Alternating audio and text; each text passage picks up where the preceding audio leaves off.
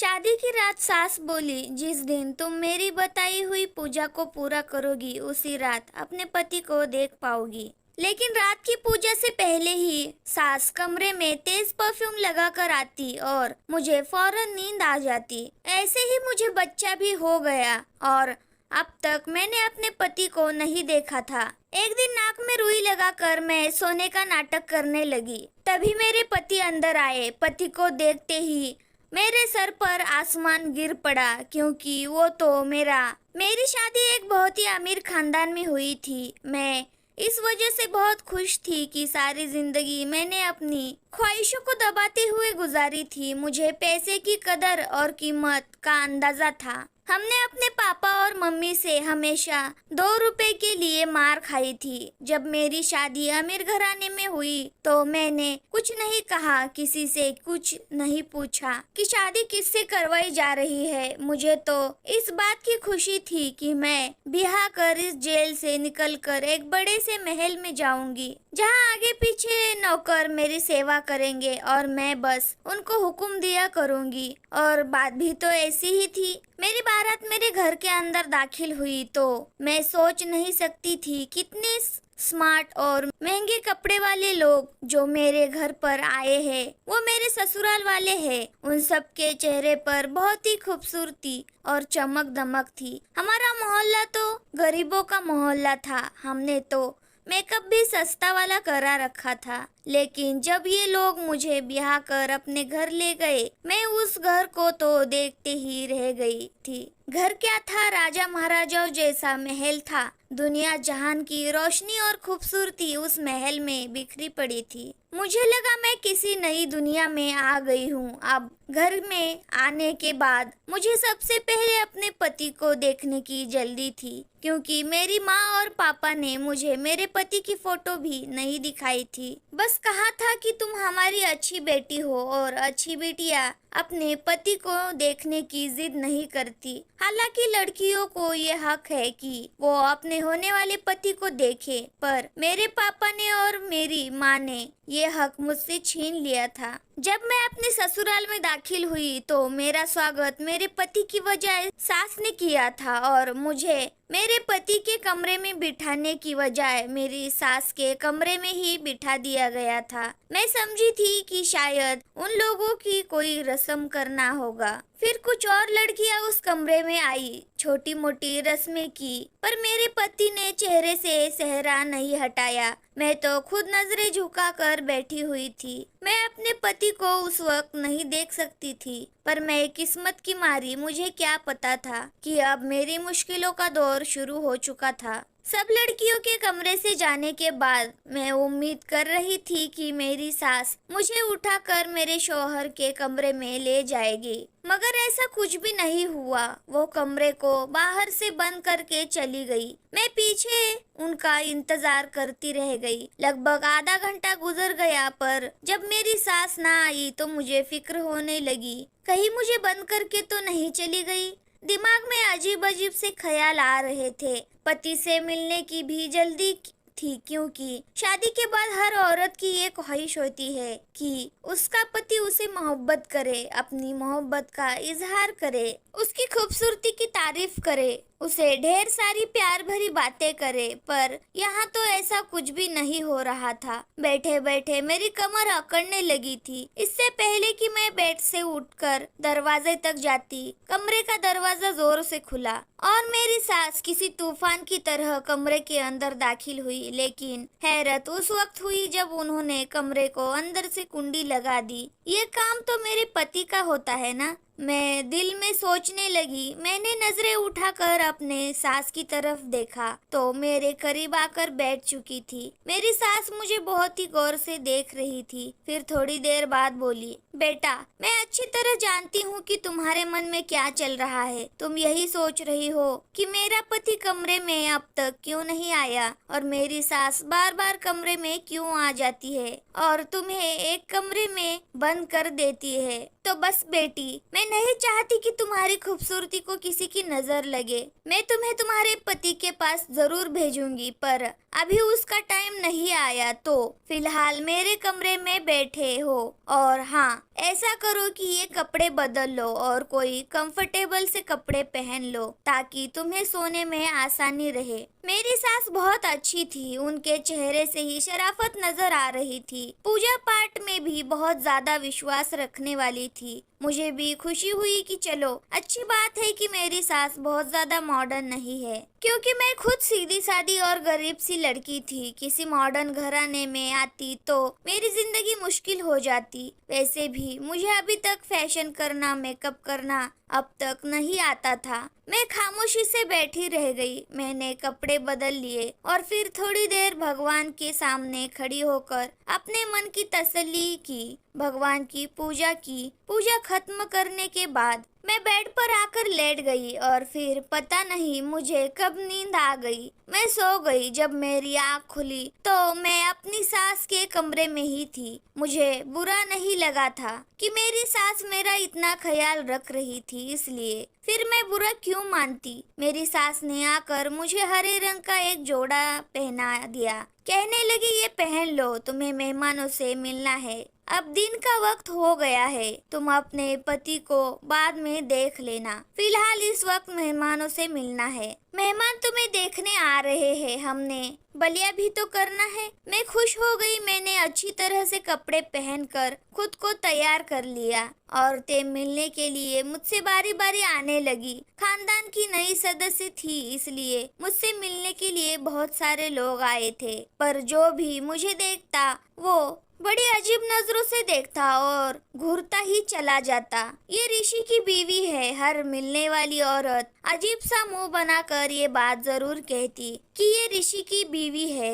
सारी मेहमान औरतें मुझे मुड़ मुड़ कर ऐसे देखते हैं जैसे मैं कोई अजूबा हूँ। मैं लोगों की नजरों का मतलब नहीं समझ पा रही थी कि आखिर वो सब ऐसा क्यों कर रहे हैं और मुझे मुड़ मुड़ कर क्यों देखती है। लेकिन एक बात अजीब थी, किसी ने भी मेरे पति ऋषि का जिक्र नहीं किया, ना ही ऋषि के बारे में कुछ पूछा। सबकी नजरों का निशाना मैं ही बनी हुई थी। सबकी निगाहों में मैंने अपने लिए तरस देखा था। मुझे देखने आने वाली हर औरत मुझसे यह जरूर कहती कि भगवान तुम पर दया करे और तुम्हारी जिंदगी को आसान करे। मुझे बहुत ही अजीब लगता, क्योंकि मेरे ससुराल वाले बहुत ही अच्छे लोग थे। उन्होंने मेरे साथ अब तक कुछ भी गलत नहीं किया था, बल्कि मुझे हाथों हाथ ही लिया था। मुझे ये महसूस ही नहीं होने दिया था कि मैं किसी गरीब घर से आई हूँ। लेकिन मुझे क्या पता था कि ये हमदर्दी मेरी गरीबी की वजह से नहीं, बल्कि मेरी बदनसीबी की वजह से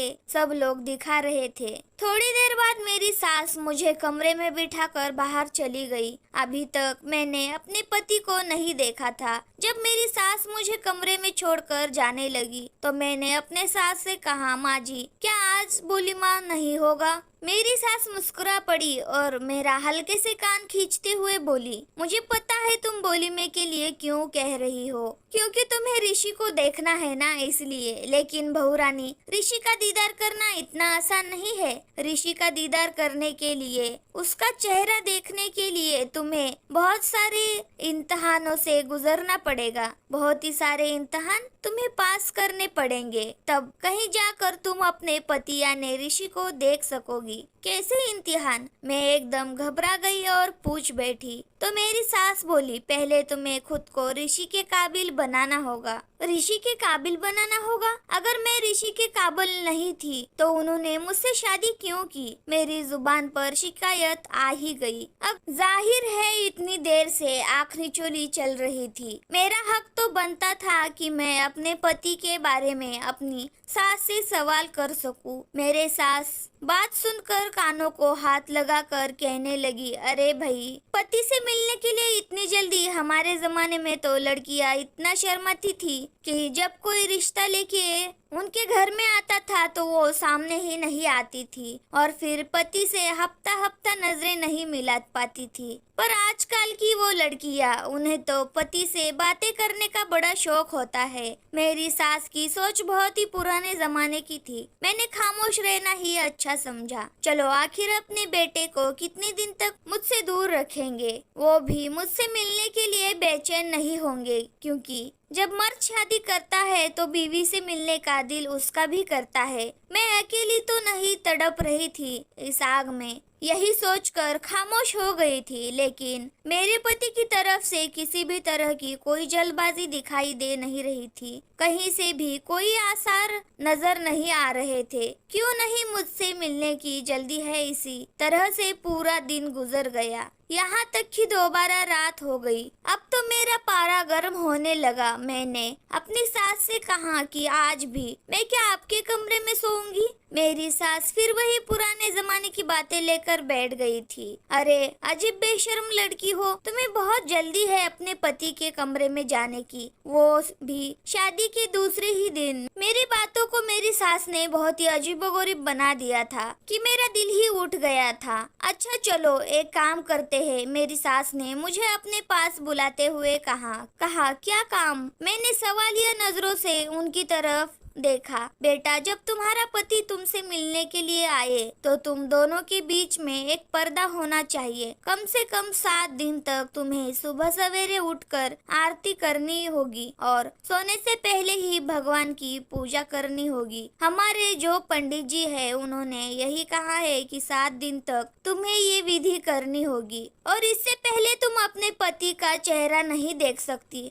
मेरा बेटा 7 दिन तक ये विधि पूरे विधान से, मेरा बेटा ऋषि भी पूजा पाठ से दूर भागता है, इसलिए उसको भी 7 दिन तक ये विधि पूरे विधान से करनी होगी, तभी वो भी तुम्हारा चेहरा देख सकेगा। मेरे बेटे को सुधारने का एक यही तरीका है, क्योंकि वो पूजा पाठ में विश्वास नहीं रखता। तो 7 दिन तक इस विधि को तुम्हें और मेरे बेटे ऋषि दोनों को इस विधि को पूरा करना होगा। इस तरह मेरा बेटा सुधर जाएगा और पूजा पाठ में और भगवान में विश्वास करने लगेगा। फिर उसके बाद तुम दोनों एक दूसरे की शक्ल देख लेना। मैं अपनी सास की बात सुनकर चुप हो गई थी, लेकिन मुझे दिल में खुशी हुई थी कि सास का रवैया मेरे साथ अच्छा था। वो बस ये चाहती थी कि हमारे रिश्ते में भगवान जी की कृपा बनी रहे, एक दूसरे से लड़ाई झगड़ा ना करे। इसलिए मुझे पहले पूजा पाठ का पाबंद बनाना चाहती थी। मुझे अपनी सास की इस सोच पर खुशी हुई थी। मैंने कहा ठीक है, मैं आज से ही ये विधि करना शुरू करूंगी। फिर उसी समय से मैं भगवान की पूजा पाठ में लग गई। मेरी लगन देखकर मेरी सास बहुत खुश होती, कहती तुम तो बहुत ही अच्छी लड़की हो, भगवान तुम्हारी उम्र लंबी करे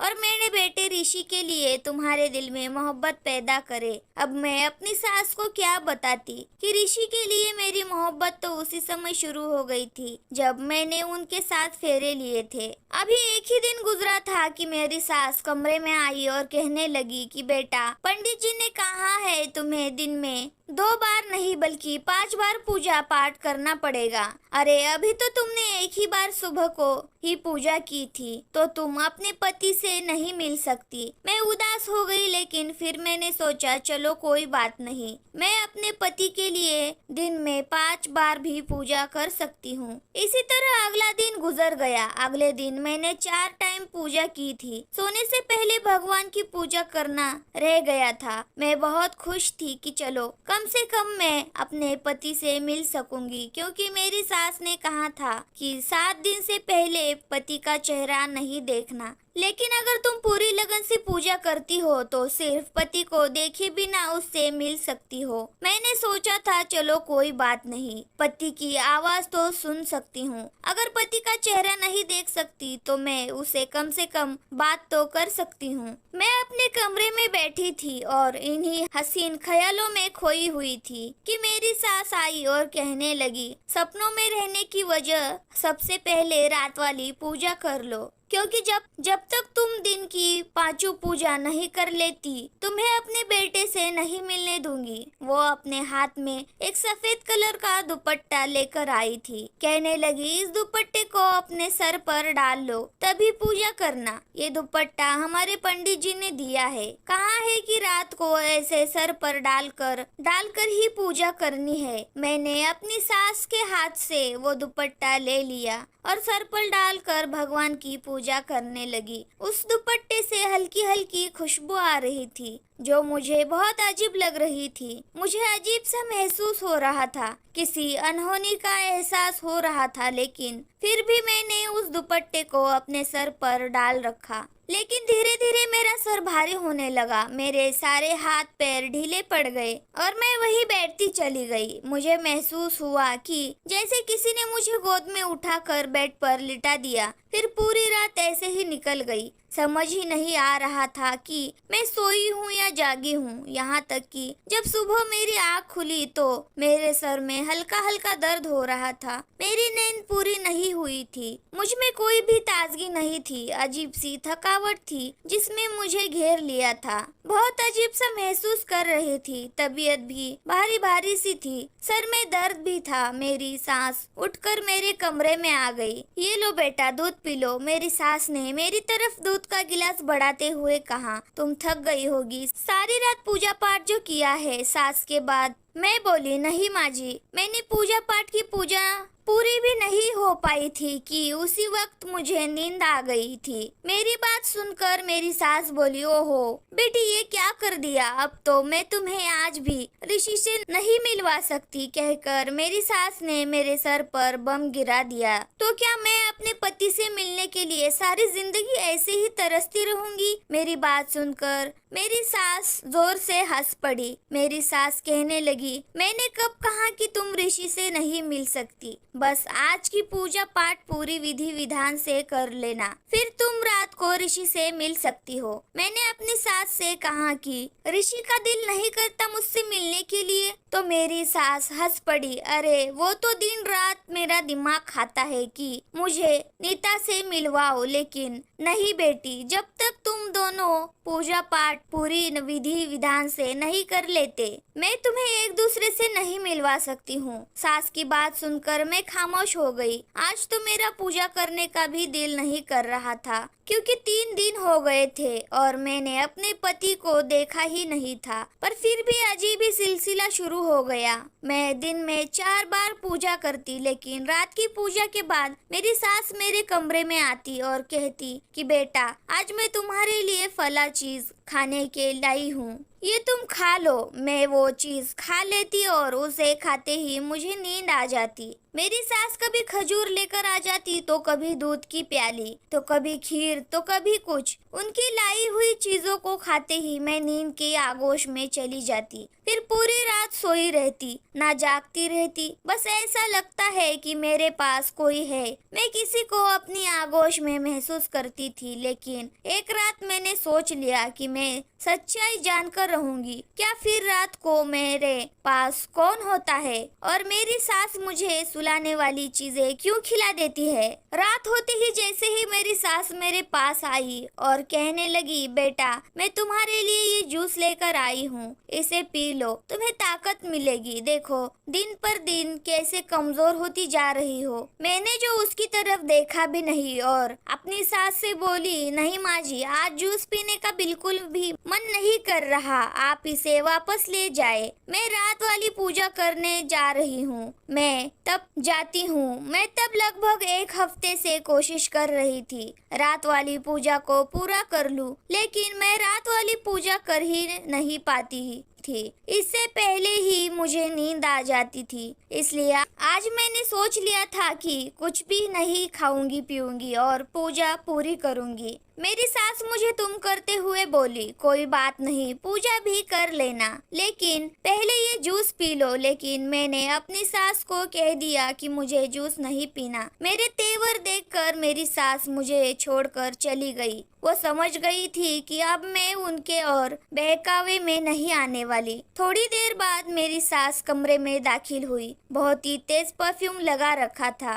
खुशबू मुझे कुछ जाने पहचानी सी लगी, लेकिन मैं अपनी नाक को बंद किए बैठी रही। थोड़ी देर बाद मेरी सास फिर से कमरे में आई। मैं पूजा करने की तैयारी कर रही थी। मेरी सास के चेहरे से साफ लग रहा था कि मुझे जागता हुआ देखकर वो परेशान है। तीसरी बार मेरी सास कमरे में फिर आई। मुझे बहुत अजीब लग रहा था कि मेरी सास मेरे कमरे में बार बार क्यों आ रही है। इस बार उनके हाथ में एक सफेद रंग की चादर थी। कहने लगी, बहू मैंने तुमसे कितनी बार कहा है कि पूजा करने से पहले ये सफेद चादर ओढ़ लिया करो। ये लो, मैं तुम्हारे लिए नई चादर लेकर आई हूँ, इसे ओढ़ लो। मैंने सोचा आखिर चादर ओढ़ने में क्या हर्ज है। मैंने अपनी सास के हाथ से वो चादर लेकर अपने सिर पर डाल ली और फिर मेरे साथ वही हुआ जो मैं बिल्कुल नहीं चाहती थी। चादर ओढ़ते ही मेरे ऊपर बेहोशी सवार होने लगी, नींद आने लगी और फिर मैं सो गई। इस कदर गहरी नींद की जब मेरी आँख खुली तो सुबह के लगभग 8 बज रहे थे।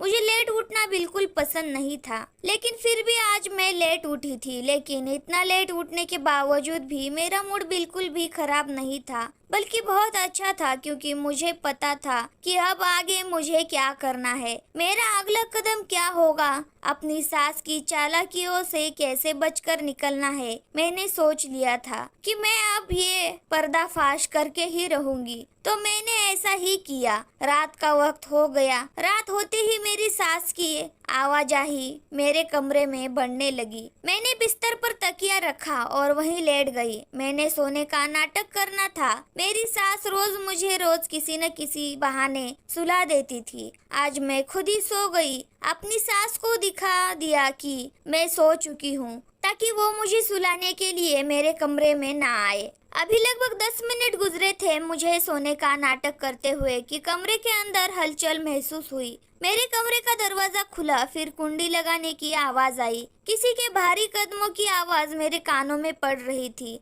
पर मैं आंखें खोलकर देख नहीं सकती थी। फिर मैंने देखा कोई धीरे धीरे चलते हुए मेरे करीब आया है। ये कोई मर्दाना कदम थे जो मुझे महसूस हो रहे थे। तभी मेरे कान एकदम से खड़े हो गए थे, क्योंकि किसी ने मुझे छुआ था। मुझसे बर्दाश्त नहीं हुआ। मैंने अपनी आंखें खोलकर सामने देखा, जो कि नाकाबिले बर्दाश्त था। सामने खड़े इंसान को देखकर मेरे सर पर आसमान गिर पड़ा। मैं सोच भी नहीं सकती थी कि मेरी सास मेरे साथ इतना बड़ा धोखा कर सकती है। मेरी आंखों से टप टप आंसू बहने लगे। मैंने इस शादी के बारे में क्या क्या सोचा था और मेरे साथ क्या हो गया है। भगवान, मैं कहाँ फंस गई हूँ। मैंने दिल ही दिल में सोचा। मेरे दिल की धड़कन तेज हो चुकी थी। मैं बेड से उतरकर किसी बात की परवाह न करते हुए कमरे से भागी और भागती हुई बाहर आ गई। मेरी सास ने मुझे देखा तो वो हक्का बक्का रह गई। उनके चेहरे का रंग पीला पड़ गया।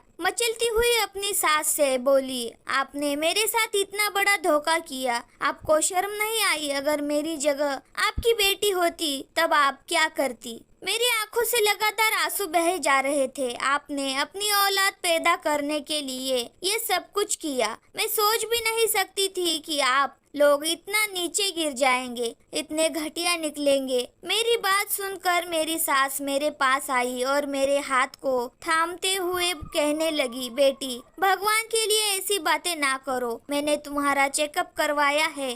तुम थकी थकी सी रहती थी, तुम्हें चक्कर आते थे, तुम्हें है ना? उस दिन हमारे घर एक दाई आई थी, उसी ने तुम्हारा चेकअप किया था। उसने बताया कि तुम उम्मीद से हो। मेरी सास ने मेरे सिर पर एक और बम फोड़ दिया। ये क्या कह रही है आप? आपने तो कहा था कि मेरे बेटे से मिलने के लिए तुम्हें ना जाने क्या क्या इम्तिहान पास करने पड़ेंगे। फिर मैं पेट से कैसे हो गई? आप ये कैसे कह सकती है कि मैं आपके बेटे के बच्चे की माँ बनने वाली हूँ? आपको एहसास भी है आप क्या कह रही है? मेरी सास मेरी बात सुनकर सर झुकाकर बोली, बेटी, मैं क्या करती? मैं मजबूर थी। औलाद की खुशी किसे नहीं चाहिए होती। अगर मैंने उसके लिए थोड़ी सी हेरा फेरी कर ली तो मुझे माफ कर दो। मैं और कुछ नहीं कर सकती थी। एक माँ होने के नाते मुझे अपनी भलाई की सोच नहीं और अपने बेटे की खुशी भी सोचनी थी। मैंने अपनी सास की कोई बात नहीं सुनी। सास मेरी विनती कर रही थी कि अब तो तुम्हारी कोख में हमारा पोता है,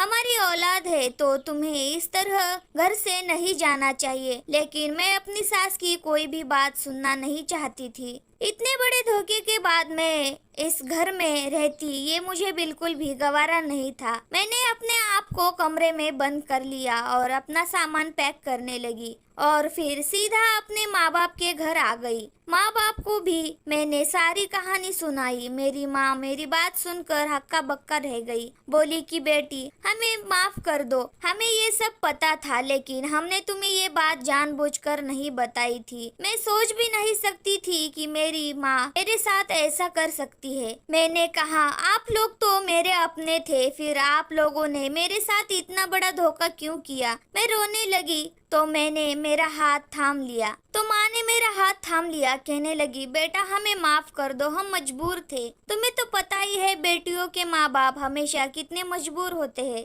अपनी माँ की बात सुनकर मैं चीख पड़ी। बोली आप मजबूर नहीं थे, आप लालची थे। मेरी बात सुनकर मेरी माँ रोने लगी। अब मुझे उनको भी इस तरह से कहना अच्छा लग नहीं रहा था, लेकिन मैं क्या करती क्योंकि उन्होंने मेरे साथ बहुत बड़ा धोखा किया था। और एक और अनहोनी हो गई। घर के दरवाजे पर दस्तक हुई। घर के बाहर मेरी बड़ी बहन खड़ी हुई थी। उसका हुलिया देखकर लग रहा था कि वो भी अपने पति से लड़कर आई है। ये सब देखते ही मेरा दिल बैठने लगा। मैंने कहा तुम भी अपने घर में सुकून से नहीं हो। तुमको सुकून नहीं तो मुझे कैसे हो सकता है। तो तुम्हारी तो शादी इतने बड़े घर में हुई है, फिर भी तुम खुश नहीं हो, तो मैं कैसे खुश रह सकती हूँ। हमारे घर में रुपयों पैसे की तंगी है। रोज घर में लड़ाई झगड़े होते हैं। मेरा पति मुझे मारता पीटता है। एक वक्त की रोटी के लिए हम लोग तरस जाते हैं। अब हम दोनों बहनें अपने माँ बाप के घर बैठ गए। मुझे लगने लगा कि मैं अपने माँ बाप पर जुल्म कर रही हूँ। रात को सोने के लिए लेटी तो वही वाला मंजर मेरी आंखों के सामने घूमने लगा।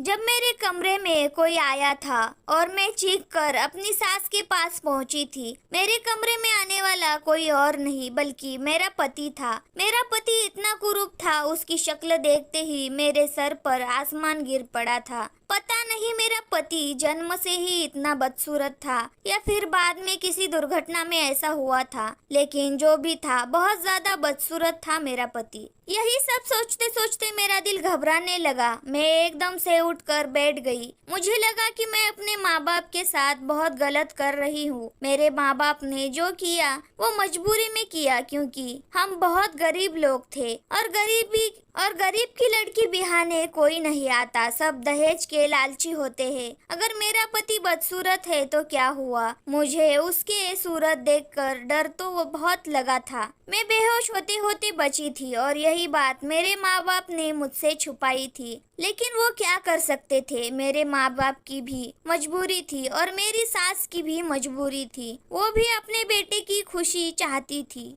अपने खानदान का वारिस चाहती थी। ये बात मेरे पति ने ही अपनी माँ से कही थी कि मेरे चेहरे को मेरी पत्नी से छुपा कर रखा जाए, क्योंकि इतने बदसूरत इंसान के साथ कोई भी लड़की रहना पसंद नहीं करेगी। फिर मैंने अपने माँ बाप की गरीबी और मजबूरी को देखते हुए एक फैसला लिया। बदसूरत पति के साथ रहने के लिए तैयार हो गई। मैंने अपना सामान बांधा और वापस अपने ससुराल आ गई थी, जहाँ पर मेरा पति और मेरी सास मेरा इंतजार कर रहे थे। मेरे पति का सर मेरे सामने झुका हुआ था और वो मुझसे माफी मांग रहे थे। मुझे माफ कर दो, मैंने तुम्हारे साथ बहुत बुरा किया है, तुम्हें धोखा दिया है, तुम्हारी उम्मीदों और ख्वाबों को तोड़ा है। लेकिन यकीन करो मैं दिल का बहुत अच्छा हूँ। तुम जैसा कहोगी मैं वैसा ही करूँगा। मेरी सास भी मुझसे माफी मांग रही थी। कहने लगी बेटा हमें माफ कर दो, हमारी मजबूरी थी। कौन माँ ऐसी होगी, क्यों नहीं चाहेगी कि उसके बेटे का घर बस जाए और उसके खानदान को वारिस मिले। मैंने अपनी सास और अपने पति को माफ कर दिया। ये तो मुझे पता था कि ऋषि एक बहुत अच्छे पति साबित होंगे और मेरा बहुत ज्यादा ख्याल रखेंगे। अब जो भी था जैसा भी था, अब ऋषि ही मेरे पति थे, इसलिए मैंने अपने पति को माफ कर दिया और अपने पति के घर पर ही रहने का फैसला कर लिया। तो दोस्तों कैसी लगी आपको ये कहानी? अगर अच्छी लगी हो तो ऐसी अच्छी कहानियाँ सुनने के लिए हमारे चैनल को सब्सक्राइब कर लीजिए और वीडियो को लाइक कर दीजिए।